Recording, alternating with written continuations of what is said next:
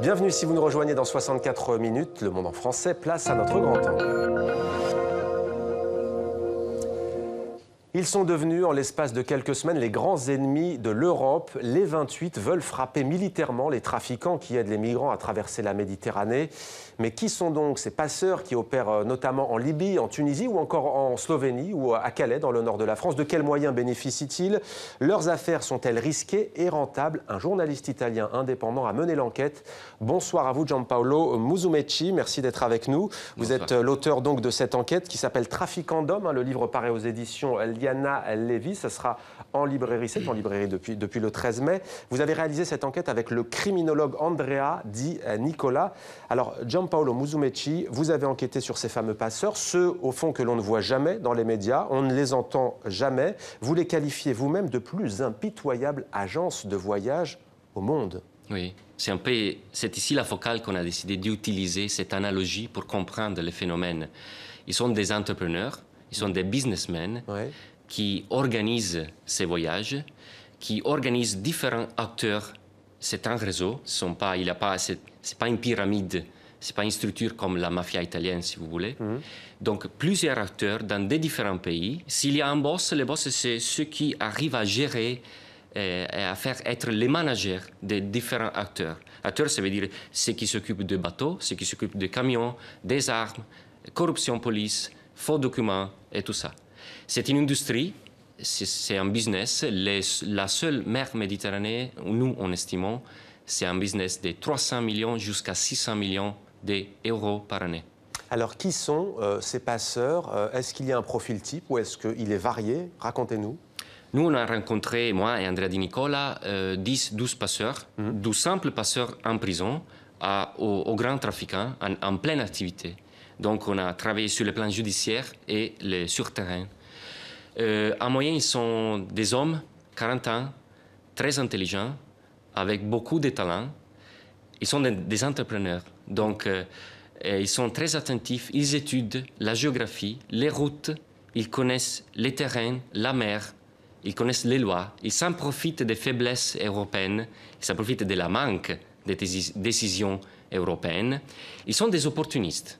Ils sont des opportunistes et ils font beaucoup d'argent. Justement, chiffre d'affaires de ce trafic, il est parfois estimé à presque 10 milliards de dollars par an. C'est un chiffre considérable. Quels sont les moyens dont disposent ces passeurs? Bon, ça dépend de la dimension du réseau. On a rencontré des petits passeurs qui n'avaient qu'une voiture ou une connaissance de la frontière ou une connaissance avec un policier. Et la corruption de la police, c'est très important. Peut-être, on peut trouver des cas où les policiers eux-mêmes, ils sont des trafiquants. Parce qu'ils ferment les yeux dans les moments. Ils vont prendre un petit café quand il y a une opération de trafic. Par contre, il y a des grands réseaux où on peut trouver des cargos fantômes en Turquie, des yachts de luxe, plusieurs voitures, des hôtels, des logements privés où loger les migrants avant de l'opération. Donc les moyens sont beaucoup. Ils ont l'argent, ils ont la possibilité d'avoir des moyens de plus en plus. Combien gagne en moyenne un passeur par mois? Ça dépend. Nous, on a rencontré des passeurs de 50 000 dollars par année en Serbie. On a dessiné les grands Muammar Küçük en Turquie qui gagnent peut-être 10 millions d'euros par année. Donc ça dépend vraiment de la dimension de ce réseau. Alors vous avez rencontré notamment un skipper, c'est-à-dire un navigateur, des pêcheurs également, camionneurs, vous l'avez dit, anciens vendeurs de drogue, anciens dealers pour faire un anglicisme. Les dirigeants européens, j'ai envie de vous dire, est-ce qu'ils ont connaissance de votre livre? Parce que quand on vous lit et quand on lit votre enquête, je vous vois sourire, on se dit clairement qu'aller bombarder un bateau ici ou là ne résoudra rien. Quel est votre avis sur ce projet européen? Non, c'est une idée totalement au dehors de la réalité. Nous, on sait que les trafiquants, ils peuvent acheter des autres bateaux dans des autres pays, en Égypte, en Tunisie, avec le double du prix. Ils peuvent voler, ils peuvent louer avec des faux documents, des faux cartes de crédit. Donc, ils font ça. Ils ont l'habilité, ils ont le talent de trouver des nouvelles routes. Donc, frapper les bateaux, si on veut détruire toute l'industrie de la pêche sur la côte africaine, on peut le faire, mais on ne va pas faire quelque chose, on ne va pas avoir un impact sur les réseaux, sur les boss qui ne sont pas en première ligne. Ce ne sont pas les passeurs, ils sont cachés. dans les grandes capitales, à Khartoum, à Asmara, à Istanbul. Et là, il nous faut peut-être une coopération de justice véritable. Autre capitale où nous vous emmenons maintenant, c'est Dakar au Sénégal. Gianpaolo Musumeci, notre correspondante Maud Rebout, a rencontré des familles de migrants. C'est un peu l'autre versant, si l'on peut dire, de ce que vous racontez dans cette enquête. On regarde. Mariama rentre chez elle à Yarar, au nord-est de Dakar, un quartier populaire de la ville. Dans cette petite maison où vit toute sa famille, elle avait l'habitude de retrouver son cousin Yaya. Mais aujourd'hui, il n'est pas là. Il est parti à Tripoli pour rejoindre les côtes italiennes. Depuis 2 mois, plus de nouvelles. C'est un ami de Yaya, avec qui il était parti, qui a prévenu de sa disparition. Il a dit que Yaya a pris le pirogue pour aller en Italie, mais le pirogue s'est coulé. Et Yaya, il était dans ce pirogue-là. Mais je n'ai pas dit qu'il est mort, mais il était dans cette pirogue-là. Mariama a bien tenté de le dissuader, mais l'espoir de gagner plus d'argent en Europe était plus fort. Ses maigres revenus de mécanicien ne lui permettaient plus d'aider sa famille, à commencer par sa mère, veuve. Je n'arrive plus à dormir, c'est comme si je vois son image dans mes rêves. Je voulais qu'on m'aide à le retrouver parce que je suis trop inquiet pour lui et je veux qu'on m'aide. Cette aide, la famille de Yaya l'a trouvée à la cellule de crise mise en place 3 jours après le naufrage du 19 avril. En un mois, elle a recensé une trentaine de personnes dont les familles n'ont plus de nouvelles. Une mission en Italie recoupe les informations trouvées sur place avec celles recueillies par le centre d'appel.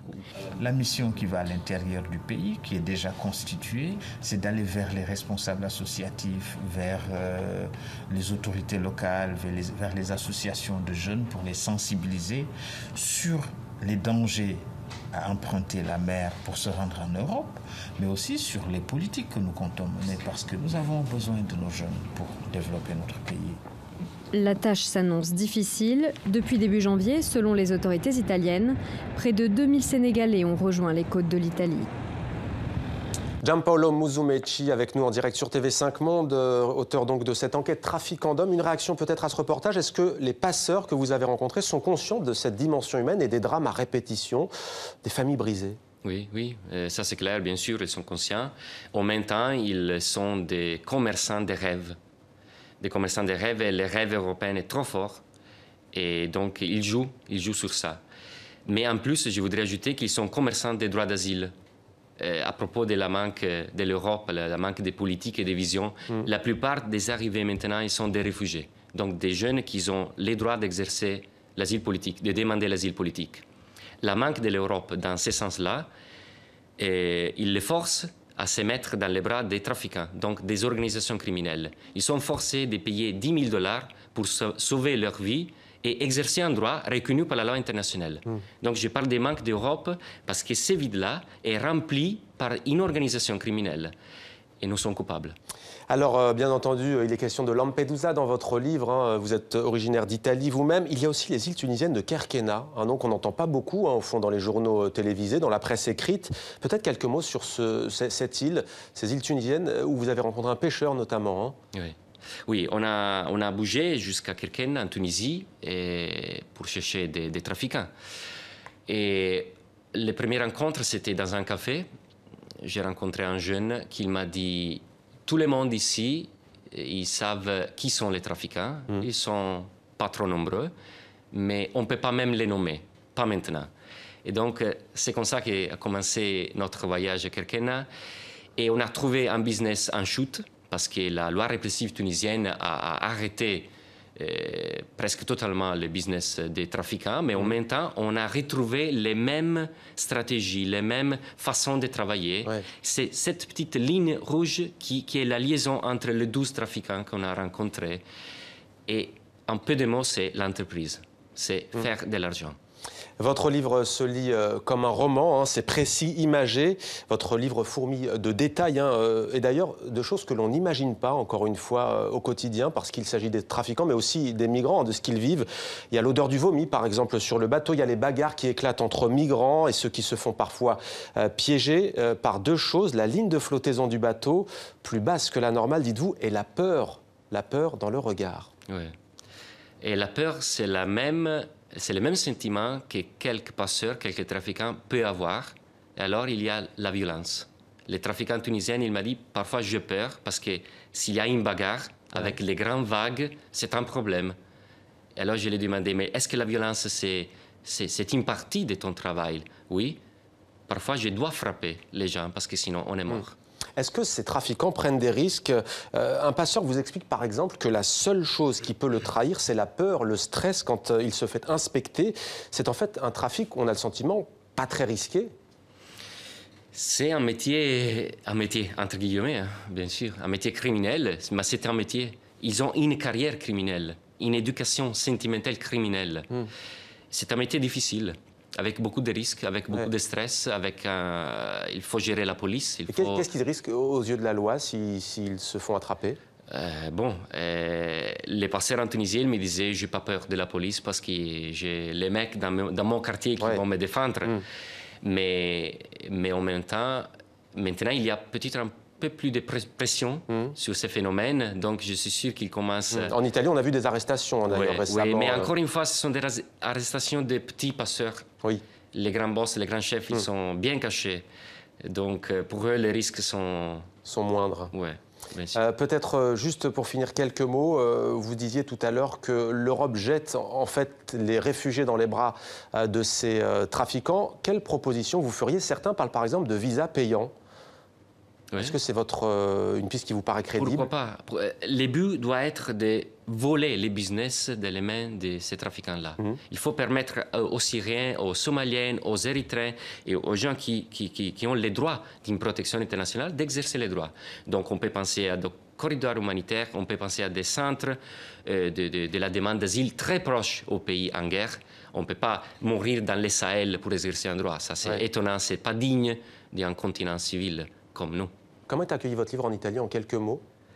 On sait que c'est un pays qui est confronté directement à ces vagues successives d'arrivées de migrants. Très bien, avec surprise, parce qu'en fait, et moi aussi, je travaille sur les routes de l'immigration depuis le 2006. Et dans certains moments, moi et Andrea Di Nicola, on s'est dit, mais écoute, on a perdu une partie de l'histoire fondamentale. C'est le côté caché de l'immigration. Ce n'est pas les bateaux qui arrivent, c'est les passeurs qui sont restés à Tunis, à Sfax, à Zouara. Donc, on a essayé de démontrer ce qui n'est pas raconté dans les médias. Trafiquants d'hommes, édition Liana Levy, une enquête à lire absolument si vous voulez comprendre justement la jeunesse de ces drames à répétition en Méditerranée. Merci beaucoup, Giampaolo Musumeci, enquête réalisée avec Andrea Di Nicola, qui est criminologue. Merci à vous. Merci.